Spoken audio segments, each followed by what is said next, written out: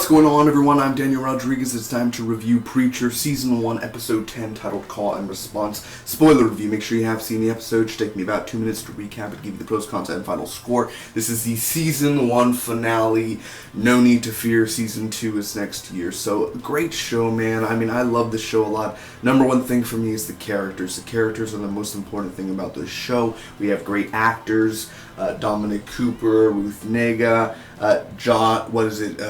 Joseph Gilgun, Earl Brown, Jackie Earl Haley, Ian Coletti, just so many great actors and actresses, man. So really fun show. I love this show a lot. We've changed from season 1 to episode 10.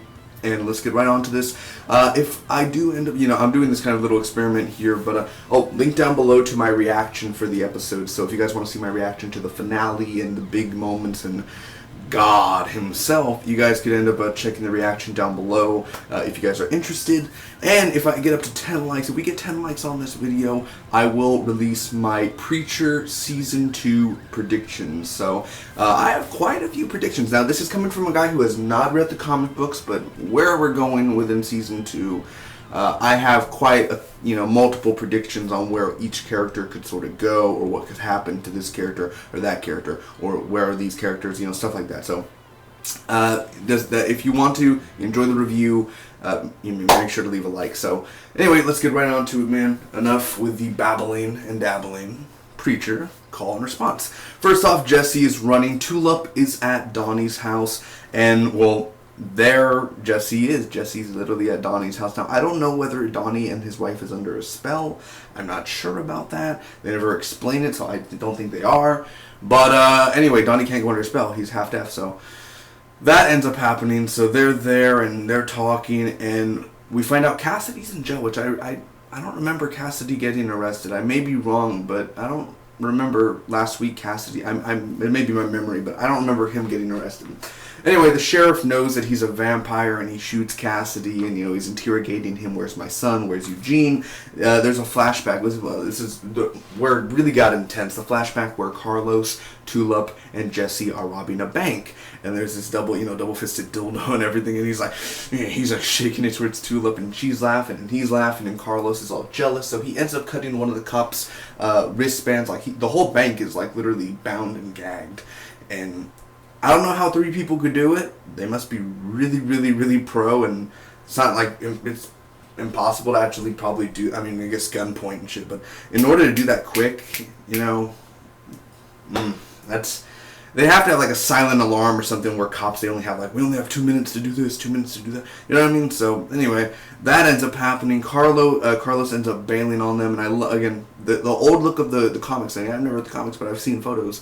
Jesse having his original hair, and I was just like, damn, yes, he looks awesome with a wig on, man. He really does. So that ends up happening there. Carlos bails. He's jealous. Cassidy is shot a lot in jail, and he can leave. The sheriff is kind of tired with it. He gave him a smoke and everything, and he's like, you know what, you can leave. And he's like, great, I have to be somewhere. So that's happening there. He's going to, Jesse's going to kill Carlos, and, Tulip was like, we found out Tulip was pregnant. I know Tulip was, had a baby and lost her baby and all that, but we don't know exactly what era or what time she meant. So it was all when Carlos and them were doing this stuff. And so she was like, my baby, and all this stuff that's going on. So they're gonna kill Carlos, and they don't. They end up beating him up badly and easily making a reference to The Walking Dead. The way he walks, he's walking like a walker, and he's swollen and everything. So they beat him up pretty good. He had a gun. I don't know why he didn't end up using it, or they were too fast for him, but damn, that's Tulip and Jesse for you. Don't mess with them. They gonna fuck you up. Now, that ends up happening. They're beating them up, and now they're at church. They're fixing a bunch of stuff. They're fixing the floor. They're fixing, getting all the beer bottles out, everything who partied there. And now everyone is there, and God comes down to Anvil. This is the moment, man, where I was like, how are they gonna do this? How will it be? And we all know the twist. That was an imposter. But when God was there, and he was like, well, that's a fucking wig. Is this supposed to be, is this Seth Rogen and them joking around? And it being easily a wig and shit, or is that really God? You know, are they being funny about it? Is he supposed to be serious and all that?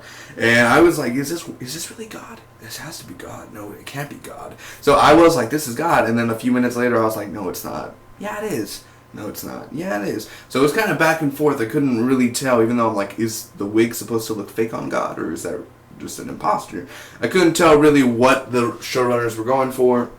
I mean, I know what they were going for, but I'm saying, like, they really did trick me on that, so I kind of like how they did that. So everyone's there. God comes down. He answers a bunch of questions. He is an imposter. God is missing. He's like, taking like he's from an asylum. He's like, God is missing. And the guys are shoving him away and everything. So, well, damn it. Now they're going the supernatural route, man. God's missing. So just call Sam and Dean, Jesse, Cass. Well, that won't be good for Cassidy. Sam and Dean will just end up taking him out. So... yeah, that may not be good for them, but still, they could do a supernatural crossover. They can, but still, that'd be cool. So that happens. People are fighting in the church. All hell is breaking loose. Quincannon, he ends up breaking the cross. The Indian and the mascot guy kill themselves. They hang themselves, which is so weird. Like, why would you kill? Like, you had no reason to kill yourself. Like, you know what? So what? That wasn't God. But you know what? He acknowledged that God was real because he said God is missing. So that means God is an actual person, and all of them are like, oh, well, yeah. You know what I mean? Like, they were all like, oh my God, the Lord. That was still a call from heaven. That wasn't like the Wizard of Oz in the back door in the back room or something. That still was a call from heaven, and they're all like, oh, well, it didn't work. You know what I mean? Like, what do you mean? What are you guys doing? Like, you just got a call from heaven.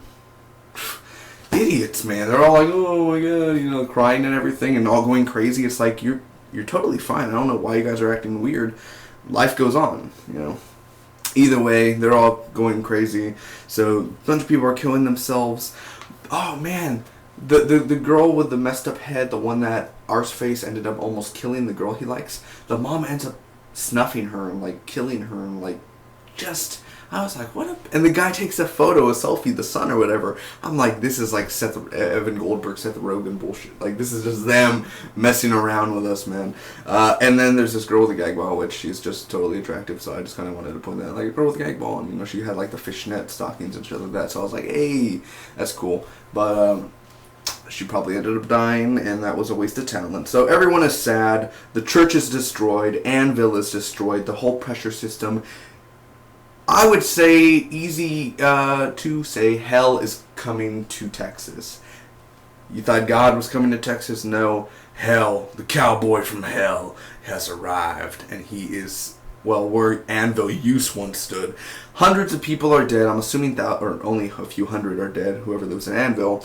I don't know if that means Donnie's dead. I don't know if that means other people are dead, because if you're dead, I won't believe you're dead until you show me on death screen, so I can't possibly say they're dead until I see them actually die. So I'm assuming if they're dead, they'll show them in season 2 dying. But either way, that ends up happening. So Anvil's destroyed, and all that stuff's going on there. So that happens, and they're at this diner. Jesse, Tulip, and Cassidy are at this diner, and they're gonna go search for God. That's kind of where season 2's heading off there, where they're gonna go search for God, and that's about it. That's the end. We see the cowboy at the end from hell. He ends up shooting that angel.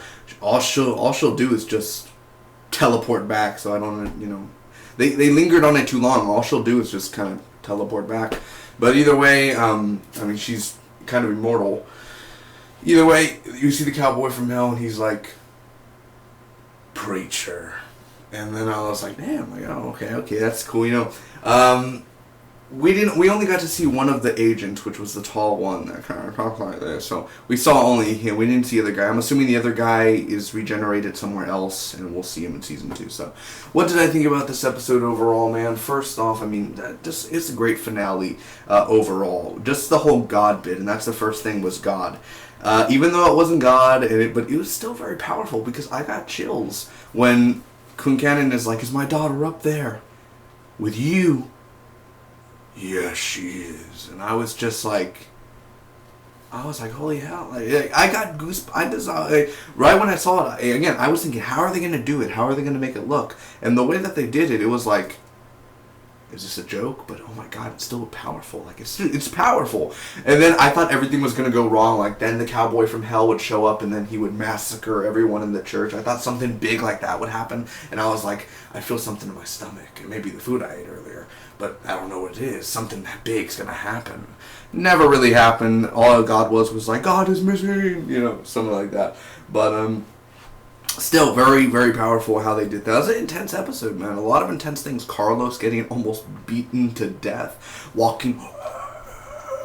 basically pretty much Walking Dead status.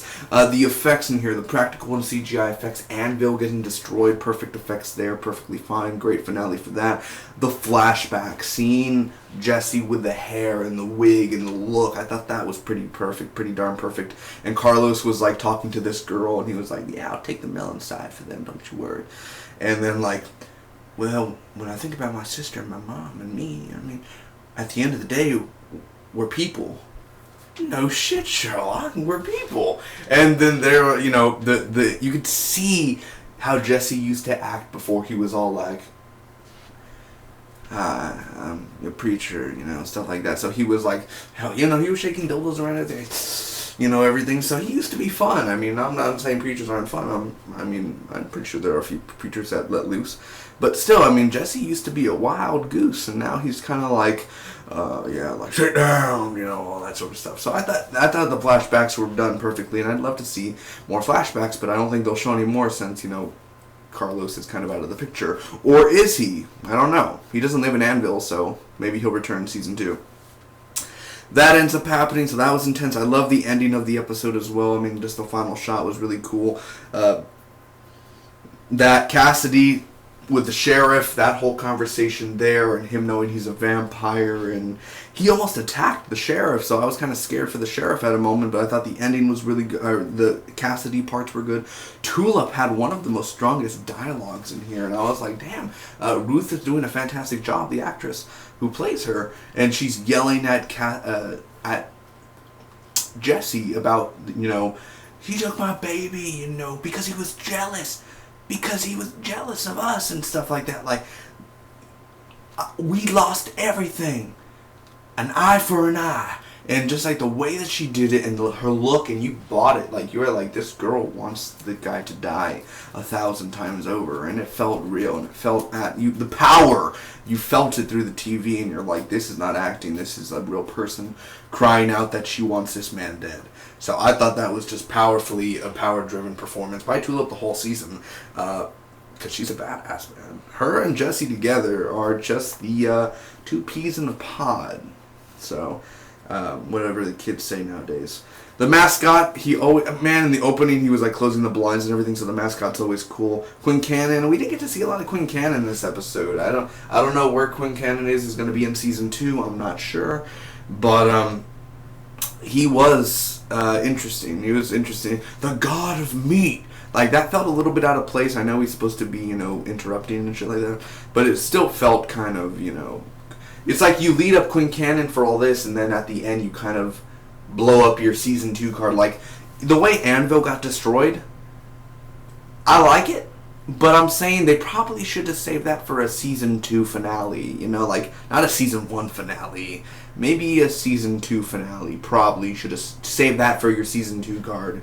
You know, but, alright. You know, I mean, they kind of went over the top a little bit with that. You know, kind of going, I don't know what happens in the comics again. I don't know. But it kind of felt like that kind of went out of place. And I was like, you know, we got 5 minutes left. You know, let's blow up Anvil. You know, and I know they were kind of leading up to it the whole season secretly. But, Quincannon, you know, Jackie Earle Haley did an awesome job. He was like, all right, well, preacher will bring the God down, you know, and all that stuff, and him answering to God, and him believing, and then he was all disappointed and breaking the cross. Jackie Earle Haley's a fantastic actor. I mean, hopefully he's alive and returns for season 2 for some part. And last but not least for the pros, the directing, the look, the cinematography, the tone, the lighting, everything, the way that it was all done was just perfect. Whoever directed this, I did not catch the guy who directed the episode, but whoever the man or woman, did a fantastic job directing this and, you know, making it look beautiful, or, you know, just the whole look of it and their vision and, you know, just wherever they wanted to go with it, man. I enjoyed 98% of it. So, yeah, only 2% is kind of like, yeah, you know, they could have done that a little better. So the only cons for this, man, they didn't kill these are just small little things. They didn't kill Carlos. I thought they should, like, all you had to do was just shoot him, or cut off his balls or something. Like, you could have just tortured him instead, and now, like, he'll recover in a few weeks and he'll be fine. You know, it's not like you're like, oh my god, you're ruining this whole lot. Like, he'll just recover. You know, maybe you should have tortured him a bit more, or, you know, done something else. But, you know, still, yeah, I thought they should have killed Carlos. Anvil being destroyed, like I said, I think they went a little bit over. That's just my personal opinion. You could be different. I would like to hear what you guys think. But Anvil being destroyed, I feel like that's kind of like I mean, you could have, you know, you didn't have. You should have saved that for the next season instead. I mean, it feels like Anvil destroyed. Like, damn, like, are you serious? Like, I know, but either way, if Anvil wasn't destroyed, Jesse and them would be traveling either way, so it wouldn't. But I'm saying, like, why destroy it? Why was the big point? I mean, just, and the cowboy from hell, well, I mean, is that why it got destroyed? I mean, he couldn't have just walked out and simply been there. I mean, if the angel got out of hell through that bus, then the guy could have got out through hell through that bus. So I don't see why it had to explode, why it had to do all that. But still, Anvil being destroyed was, you know, a big thing, but it still feels like too over, like you pulled a season 2 card, 2 season 2 finale instead of a season 1 finale card. So barely show the cowboy. Yeah, like, you led up to the cowboy the whole season just to make him like a season 2 villain or an overall series villain, just to kind of, like, you know, you should have showed him maybe traveling from hell to earth or something, or, you know, back to reality. That would have been interesting to see. And barely no Arseface. I like how they showed him seeing Arseface at the restaurant. But I was kind of, like, curious. I was like, why did they show Arseface in the previous episode or this episode? I mean, we didn't even see him in hell. Like, how do we know where he's at in hell? I mean, where is he personally in his hell? A bit more, but overall, I thought it was still a great episode, man. It was a really great episode. The action, the writing, still over the top a little bit towards the end. The last 5 minutes was kind of like... Now, I understand the church blowing up, but the whole city blowing up, that's kind of a, you know, a bigger thing, you know. I mean, I understand the church blowing up, but the city, I mean, I can't do nothing about it. It's happened. I mean, we'll see what happens. Maybe in season 2 I'll be like, okay, that made sense. I'm assuming it'll make sense. I'm just saying for now, it's like, for the episode, it felt over the top. So, but then again, the show is so weird over the top. I mean, I understand, so...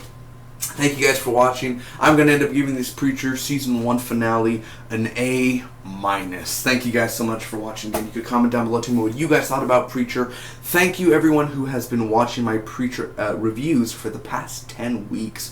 From episode 1 all the way to now to the finale. If you've been watching my reviews or my reactions, thank you so much. I hope you've enjoyed. I'm sorry I kind of babbled on a lot. And I will be reviewing Preacher Season 2, of course, when it returns in 2017. So thank you. It's the 13 episodes, so it's not going to be 10 episodes, it'll be 13 episodes. So that's even more exciting. We'll kind of see where the season goes. And the best thing about Preacher is every week it's not like a monster of the week or shit like that. Hopefully they won't turn into that. It's always every episode moves the story along. So thanks again for watching. And if you watched throughout the whole season, it's time to get off the Preacher train. You guys could always check out my channel for more content, and you could board this Preacher Season 2 when the trailer comes out next year, and teasers and info coming on, casting news, stuff like that. It'll be on the channel. I'll talk about it. Shows I'm reviewing later this August, or in the August time. The Strain Season 3, Halt and Catch Fire Season 3, and Fear the Walking Dead Season 2. So...